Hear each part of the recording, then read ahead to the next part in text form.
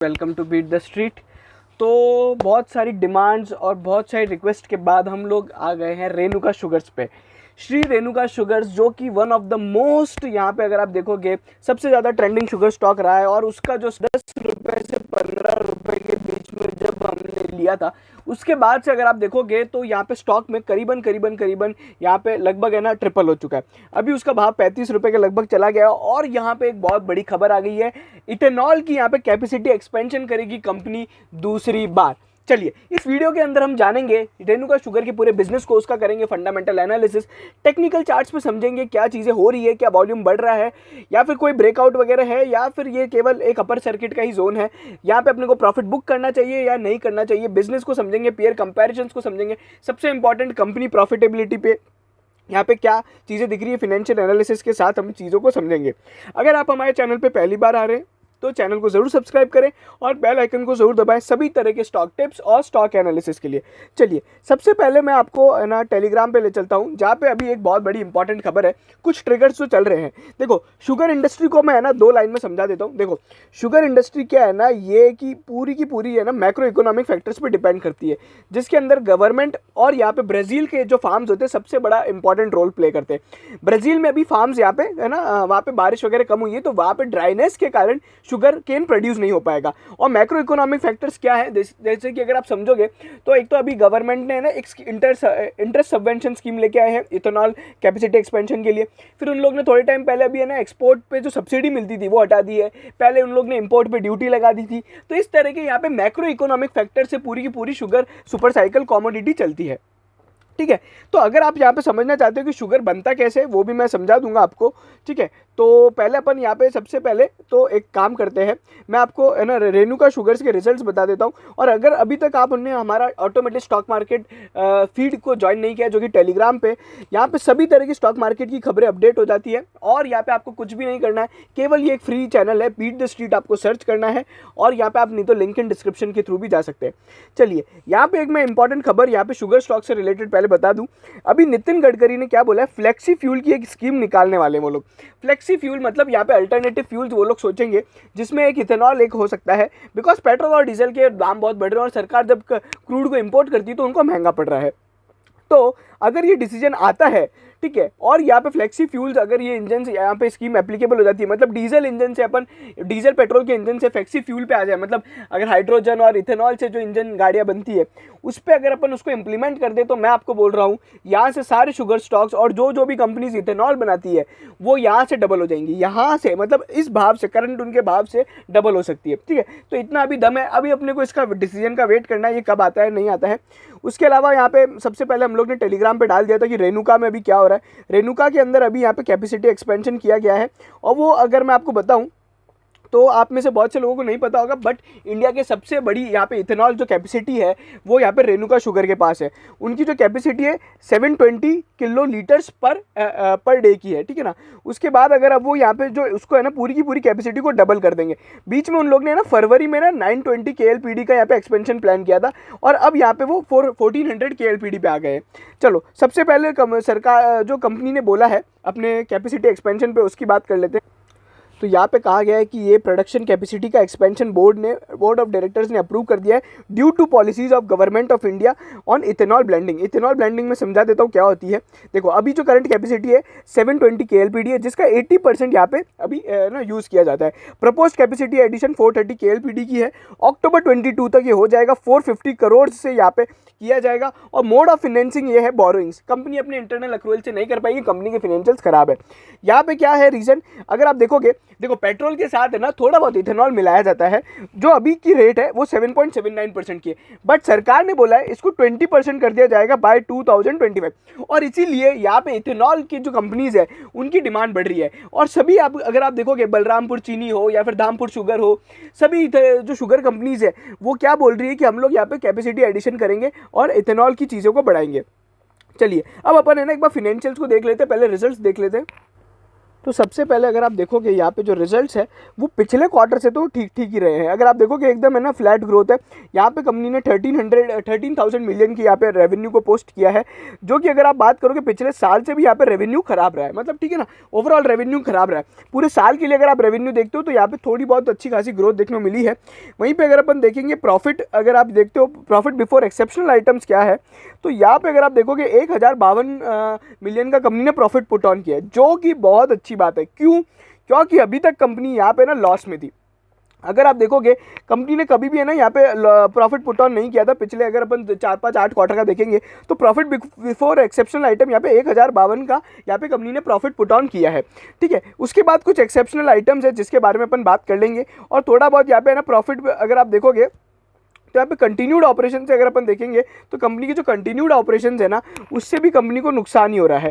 ठीक है, तो ये सारी चीज़ें हैं। और अगर आप देखोगे तो फिर यहाँ पे लॉस कंपनी ने बताया कि कितना लॉस हो रहा है, और लॉस वगैरह इनका एक डिसकंटिन्यूड ऑपरेशन था, मैं उसके बारे में भी बात करूँगा कि कंपनी ने एक अपना डिसकंटिन्यूड ऑपरेशन था जो कि ब्राज़ील की इनकी कंपनी थी, उसको बेच दिया है। ओवरऑल अगर आप देखते हो तो यहाँ पे प्रॉफिट फॉर द पीरियड अगर आप देखोगे 449 मिलियन यहाँ पे नुकसान किया है कंपनी ने।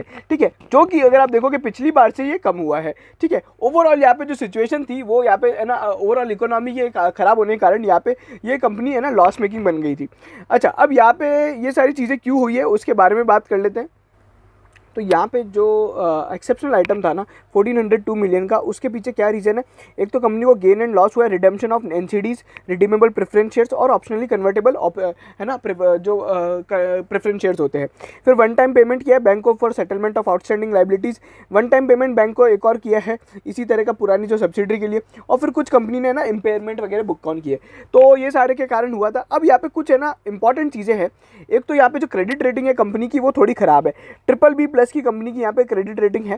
ठीक है ना, अगर आप देखोगे यहाँ पे रेटिंग वॉच पॉजिटिव कर दिया, जो कि अच्छी बात है। तो नेगेटिव से यहाँ पे पॉजिटिव आउटलुक बना है ये कंपनी के क्रेडिटर्स ने, मतलब जो क्रेडिट रेटिंग एजेंसीज है, तो वो सारी चीज़ें हुई है।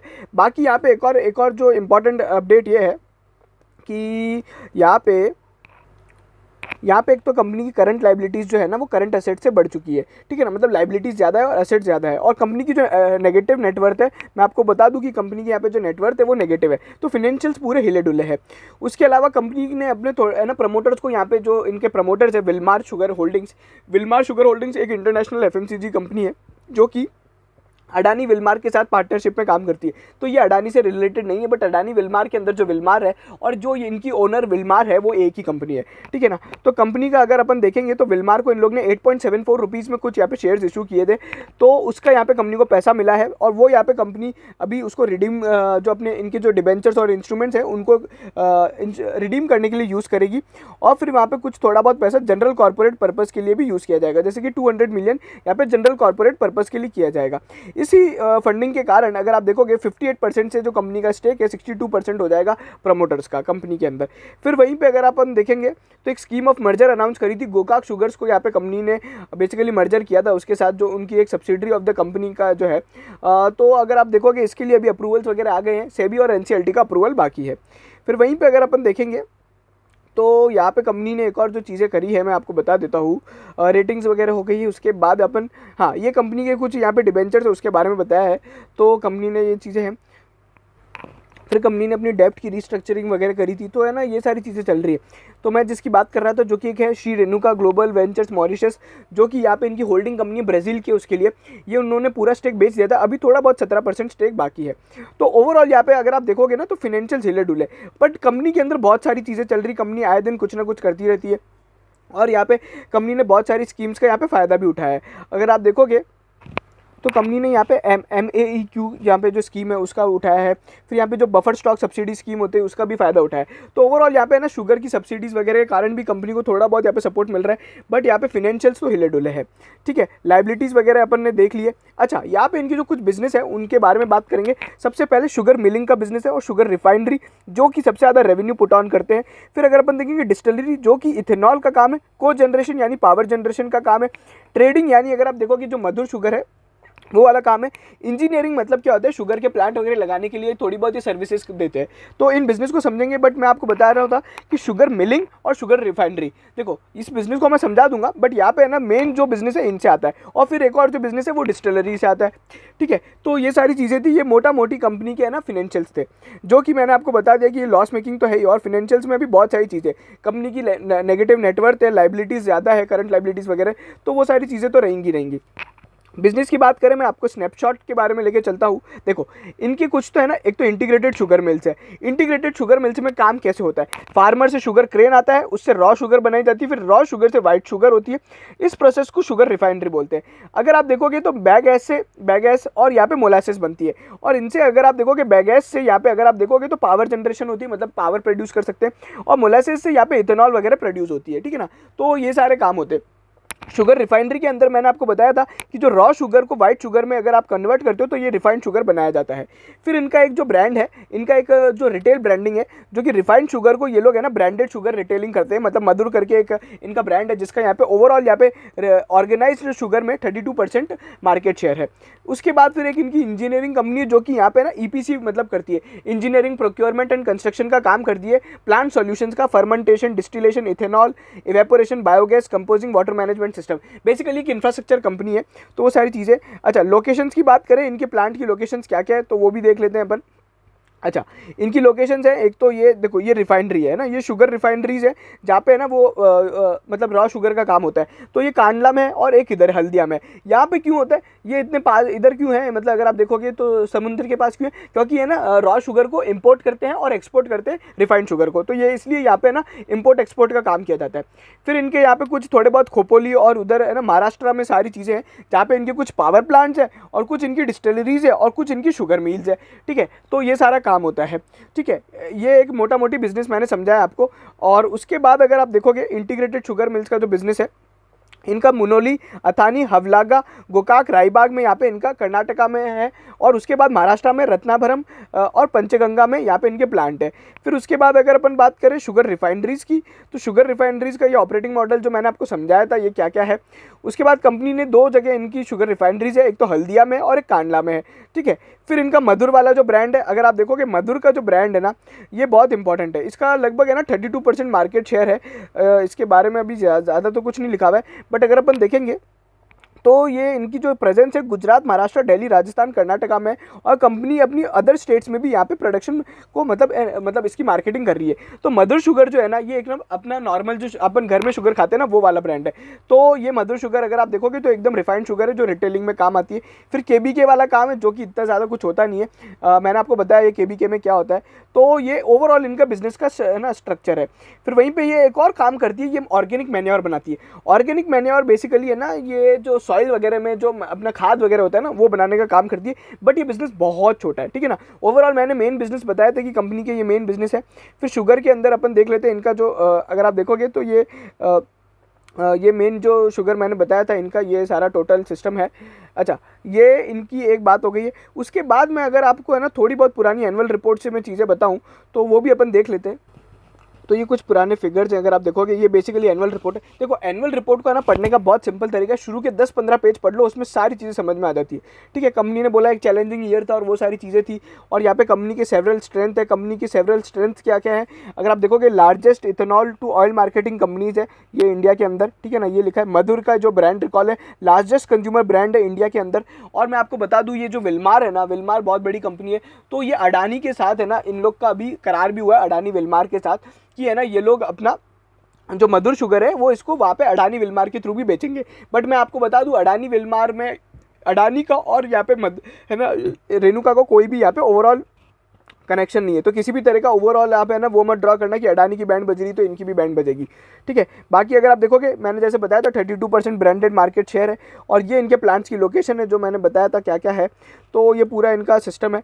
ये अगर आपको देखना है कि इनकी कितनी कितनी कैपेसिटीज़ है, 720 KLPD, ये बेसिकली अपना वो वाला बिजनेस है। अगर आप देखोगे शुगर यूनिट्स है जिसके अंदर 2 काम होते हैं, रिफाइनरी और एक बेसिकली ये है ना गन्ने से जो अपना रॉ शुगर प्रोड्यूस करने का। फिर उसके बाद अगर अपन देखेंगे तो यहाँ पे रिफाइनरीज का एक अलग एक और प्लांट है, तो ये सारे, और फिर पावर जनरेशन के प्लांट है, ठीक है। तो इनका पावर जनरेशन का प्लांट है, और इसमें से इनके कुछ प्लांट है ना, एक तो शुगर से चलते हैं और कुछ प्लांट इनके है ना कोल से भी चलते हैं। ऐसा मतलब जो शुगर बेसिकली जो शुगर के बाय प्रोडक्ट से चलते हैं।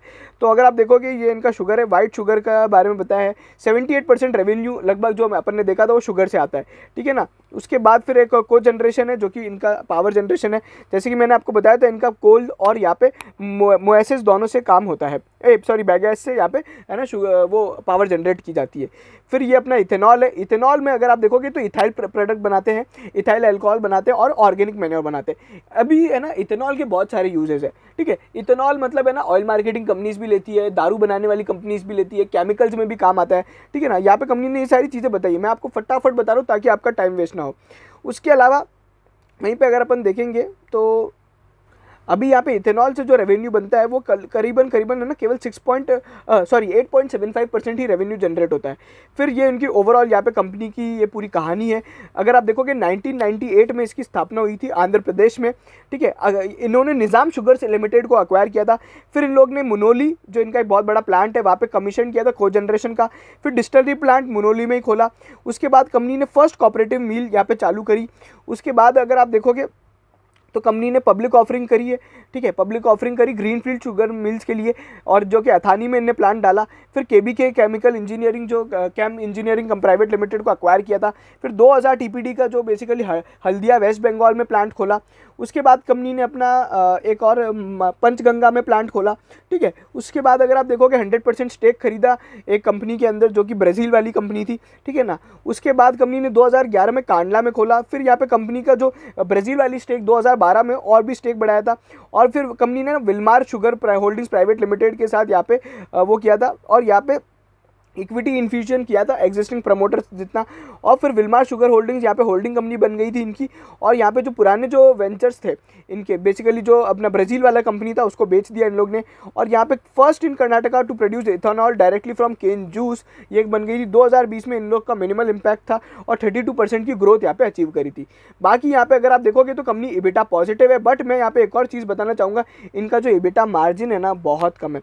अभी अगर आप देखोगे 4.55% का इबिटा मार्जिन था लास्ट में, और ये इनके शुगर प्रोडक्शन और उसके डेटा है जो आप देख सकते हो। बाकी कंपनी के जो की रेशोज़ है मैंने आपको बताया था, फिनेंशियली कंपनी में अभी भी बहुत ज़्यादा प्रॉब्लम है और ये सारी चीज़ें तो हो ही रही है। और बाकी अगर आप देखोगे ऐसा नहीं है ना, लोग बाग अगर ये सोचते हैं ना कि 20% इथेनॉल ब्लेंडिंग और वो सब जो चीज़ें चल रही है ये पहले से चल रही थी, है ना, और इसलिए हम लोग ने इसको बहुत पहले से स्टॉक को ट्रैक कर रहे थे और हम लोग ने ले भी रखा था। बट यहाँ पे अभी क्या हुआ था, पहले जो 2030 का इथेनॉल ब्लेंडिंग का टारगेट था अब 2025 कर दिया गया है। बाकी ये सारी चीज़ें ओवरऑल ये है इनका चिट्टा बिट्टा। अब अपन एक बार है ना फटाफट से इनके देखते पीयर कंपैरिजन से इसका कंपेयर कर लेते हैं रेणुका शुगर को। और अच्छा ये आ गया है। अच्छा इसमें ईवी टू इबिटा रेशो जो है ना इसका ये बहुत हाई है, जो कि अभी एक इकलौता रेशो जो आप कंपेयर कर सकते हो, बिकॉज पी और पीबी कंपेयर नहीं कर सकते, कंपनी नेगेटिव नेटवर्थ में है, ईपीएस भी नेगेटिव है। अच्छा ओपीएम अगर आप देखोगे तो यहाँ पे कंपनी का 19% रहा है लास्ट क्वार्टर का, तो बेसिकली इबिटा मार्जिन जो है ना कंपनी का बहुत ज़्यादा एक्सपेंड हुआ है, तो वो मेरे को एक अच्छी चीज़ लगी। जो पिछली बार से अगर आप देखोगे ओपीएम कंपनी का अगर अपन देखते हैं तो काफ़ी ज़्यादा एक्सपेंशन हुआ है, और जो नेट प्रॉफिट मार्जिन है वो 6.47% रहा है, बट ये बेसिकली बिफोर एक्सेप्शनल आइटम्स रहे, है ना।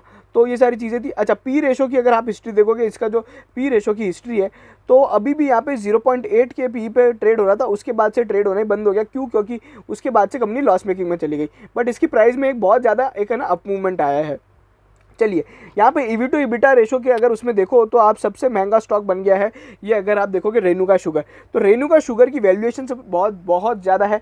ओपीएम अगर आप देखते हो तो इनका लगभग है ना 10-11% का जो ओपीएम है रेणुका शुगर का, वो यहाँ पे अब अगर अपन देखेंगे तो बाकी कंपनीज से यहाँ पे है ना थोड़ा कम ही है, मतलब 10 से कम तो किसी का है ही नहीं, ठीक है। तो वो सारी चीज़ें, और आरओसी में भी अगर आप देखते हो तो इनके आरओसी लेवल्स भी कोई खास नहीं है। तो ओवरऑल यहाँ पे कंपनी फिनेंशियल्स में प्रॉब्लम है, ठीक है ना, और ये सारी चीज़ें तो है ही। बट मैं यहाँ पे एक और चीज़ बोलूँगा कि यहाँ पे इथेनॉल पे अगर आपको बैट करना है ना तो रेणुका शुगर पे आप बैट कर सकते हो। बाकी कंपनी ने कोई ग्रोथ हासिल करी है क्या, तो यहाँ पे अगर आप देखोगे 2800 करोड़ के रेवेन्यू से कंपनी ने 5600 करोड़ का रेवेन्यू यहाँ पे पुट ऑन किया है। तो यहाँ पे कंपनी तो ग्रोथ तो कर रही है, बट यहाँ पे कंपनी हर बार लॉस में थी क्या, तो वो भी अगर अपन देखते हैं तो कंपनी यहाँ पे पहले तो नेट प्रॉफिट में थी, बट कंपनी को बीच में बहुत ह्यूज लॉसेस हुए हैं। और अभी जो कंपनी के अगर आप देखोगे ना 115 करोड़ का जो ये नुकसान है, ये अगर आप देखोगे पिछले 5-10 साल का सबसे कम नुकसान है। ठीक है, तो कंपनी मतलब है ना EBITDA तो पॉजिटिव है ही, अगर आप बात करोगे तो EBITDA तो कंपनी को पॉजिटिव आ ही रहा है। अगर आप देखोगे पिछले साल भी EBITDA पॉजिटिव था और अभी भी EBITDA पॉजिटिव है। तो कंपनी ने है ना, देखो एक कंपनी को प्रॉफिटेबल बनने के बहुत सारे फेज होते हैं। सबसे पहले उनकी सेल्स ग्रोथ होनी चाहिए, फिर पहले EBITDA से पहले ग्रॉस प्रॉफिट बनना चाहिए, फिर EBITDA पॉजिटिव के बाद नेट प्रॉफिट, फिर पहले प्रॉफिट बिफोर टैक्स, फिर प्रॉफिट आफ्टर टैक्स। तो ऐसे होता है। तो अभी कंपनी दूसरे फेज पे बेसिकली अब इनको है ना नेट प्रॉफिट आफ्टर टैक्स लेके आना है और इनकी नेटवर्थ को भी सुधार करना है। इनकी बोरिंग्स तो ज़्यादा है ही, मैंने आपको बताया था। ठीक है, बट ये सारी चीज़ें हैं ना, इसमें एक तो प्रमोटर्स वगैरह का बहुत ज़्यादा इन्वॉल्वमेंट है। विलमार होल्डिंग से वही इनकी डेप्ट वगैरह लेती है और LIC इनका एक बहुत मेजर डेप्ट होल्डर है। ठीक है, अगर आप देखोगे तो प्रमोटर्स का जो स्टेक है बेसिकली कंपनी में वो बढ़ गया है। बेसिकली उन लोग ने है ना प्रेफरेंस शेयर्स वगैरह लिए थे और प्रमोटर्स को जो स्टेक मिला था वो पिछली बार 8.74 रुपीज़ में मिला था, जो लगभग उस टाइम की बाजार की प्राइस के हिसाब से था। बट यहाँ पे अगर आप देखोगे FIIs ने भी अपना स्टेक बढ़ा दिया है और DIIs ने अपना स्टेक कम किया है। ठीक है, बट पब्लिक शेयर होल्डिंग यहाँ पे बढ़ गई है। इसमें अपन देख लेते कोई बड़ा आदमी है क्या, तो यहाँ पे अगर आप देखोगे तो बड़ा आदमी तो यहाँ पे कोई पब्लिक में दिख ही नहीं रहा है, ऐसा कुछ आ ही नहीं रहा है। फिर अगर आप देखोगे IDBI और एक्सिस बैंक है, DIIs में, FIIs में यहाँ पे स्टैंडर्ड चार्टर्ड बैंक है और वो सारी चीज़ें हैं। तो अभी यहाँ पे अपने को क्या करना चाहिए, देखो रेणुका शुगर में दो चीज़ें अच्छी हो रही है। एक तो इनकी फिनेंशियल सुधर रही है, ठीक है, बट हिले डुले हैं बट सुधर रहे हैं। और एक इसमें प्रमोटर का स्टेक वगैरह बढ़ाया है, DII वगैरह ने स्टेक तो ठीक है बढ़ाया है। और एक यहाँ पे सबसे इंपॉर्टेंट है इथेनॉल की जो कैपेसिटी ये लोग बढ़ा रहे हैं। ठीक है, तो आने वाले टाइम में अगर इथेनॉल का और ज़्यादा यूज़ होता है और कंपनी ये सारी चीज़ें कर पाती है और थोड़ी बहुत प्रॉफिटेबिलिटी अगर दिखा दी ना, तो ये प्राइस मेंटेन रहेगी। बट अभी भी यहाँ पे प्रॉफिटेबिलिटी पे बिल्कुल सवाल है ही। बट कंपनी एक्सपेक्ट कर रही है कि इस साल में ये लोग प्रॉफिटेबल आ जाएंगे बिकॉज ऑफ इथेनॉल। ठीक है, तो ये सारी चीज़ें हैं, तो वो सारी चीज़ें है ही। उसके बाद अगर अपन देखेंगे तो यहाँ पे पहले मेरे को है ना तब मज़ा आएगा जब पहले तो इसका सर्किट खुले। एक तो नॉर्मल ट्रेडिंग होना बहुत ज़रूरी है, उसके बाद अपन थोड़ी बहुत पोजीशन बना सकते हैं। बट वैल्यूएशंस के टर्म में अभी भी हाई है। ठीक है, जिन लोग ने पुराने भाव में ले रखा है, पुराने भाव मतलब मेरे हिसाब से 30 रुपये के अंदर वाले जो लोग हैं उन लोग को बिल्कुल होल्ड करना चाहिए। इथेनॉल पे बैट करो। एंड मैं बोल रहा हूँ इथेनॉल का आगे बहुत ज़्यादा वो होगा। और जो नितिन गडकरी ने बोला है अगर उस पर यहाँ पे फ्लेक्सी फ्यूल पे कुछ काम होता है तो इथेनॉल में एक बहुत बड़ा जंप आने वाला है। तो शुगर स्टॉक्स में पॉजिटिविटी है, बट ये कमोडिटी साइकिल है जिसपे अपने को अभी भी यहाँ पे थोड़ी बहुत प्रॉब्लम है। अच्छा, जो लोग पहली बार रेणुका शुगर से देख रहे हैं या ऐड करना चाहते हैं तो मैं उनको बोलूँगा थोड़ा यहाँ पे अपने को रुकना चाहिए। देखो मेरे को अगर मान लीजिए 1000 शेयर लेने ना रेणुका शुगर के, तो मैं आज केवल 50 या 100 शेयर लूंगा। मैं धीरे धीरे एंट्री करूंगा बिकॉज ये है ना अपर सर्किट वाला स्टॉक है। तो यहाँ पे क्या होगा, इतने लगातार अपर सर्किट के बाद थोड़े बहुत लोअर सर्किट्स भी लगेंगे। बट मेरे को मान लीजिए 1000 लेने और मैंने 50-35 के भाव में ले लिए और थोड़े बहुत लोअर सर्किट लग भी गए तो मेरे को कोई प्रॉब्लम नहीं है, because as a long term ये कंपनी बहुत अच्छी है। ठीक है ना, तो लॉन्ग टर्म में मेरा क्या टारगेट रह सकता है, यहाँ से अपने को अगर ये इथेनॉल वगैरह और चीज़ें चलती है तो लगभग 60 रुपये का यहाँ पे भाव देखने को मिल सकता है। बट यहाँ पे कंपनी की प्रॉफिटेबिलिटी पे आना बहुत जरूरी है, पहले कंपनी को प्रॉफिटेबल होना बहुत जरूरी है बिकॉज इतनी शेयर प्राइस में जो जंप आया है तो वो सारी चीजें हैं। और कंपनी जो पहले डीग्रोथ देखी थी पिछले साल में अपने रेवेन्यू और प्रॉफिट में, तो वो यहाँ पे कंपनी को रेवेन्यू को अपना इंक्रीज करना पड़ेगा। तो कुछ इस फैक्टर्स के साथ अपना ये रहेगा। स्ट्रेटेजी बिल्कुल वही है, जितना आपको यहाँ पे लेने हैं उसके 10% शेयर आप इस करंट भाव पे लो और नॉर्मलाइज ट्रेडिंग हो जाती तो बहुत अच्छी बात है। फिर अपन इसमें है ना धीरे धीरे अपनी स्टैगर्ड बाइंग करेंगे और अपने इसको लॉन्ग टर्म के लिए होल्ड करके रखेंगे। ठीक है, बाकी लोग बाग बने रहिए, मैं तो बोल रहा हूँ आराम से। ये अभी है ना इथेनॉल की कैपेसिटी बढ़ाने के कारण ही ये 40-45 रुपये का भाव तो दिखाई देगा। ठीक है ना, 40 रुपये तक तो ये जा सकता है आराम से, कोई प्रॉब्लम नहीं है। और फिर ये सरकार भी अभी बहुत ज़्यादा सपोर्ट कर रही है इथेनॉल वगैरह को, तो ये सारी चीज़ें। अच्छा, इथेनॉल से रिलेटेड अगर किसी को रिपोर्ट देखनी है ना तो हमारे हम लोग ने आज ही सरकार की एक इथेनॉल की रिपोर्ट थी जो डाली थी, तो आप वो देख सकते हो। ठीक है, तो टेलीग्राम को ज्वाइन करना और चैनल को ज़रूर सब्सक्राइब करना। आज हम लोग ने रेणुका के बारे में बहुत सारी चीज़ें जानी है। और ठीक है, thank you so much. Please share कीजिएगा ये वीडियो सभी रेणुका शेयर होल्डर्स के साथ।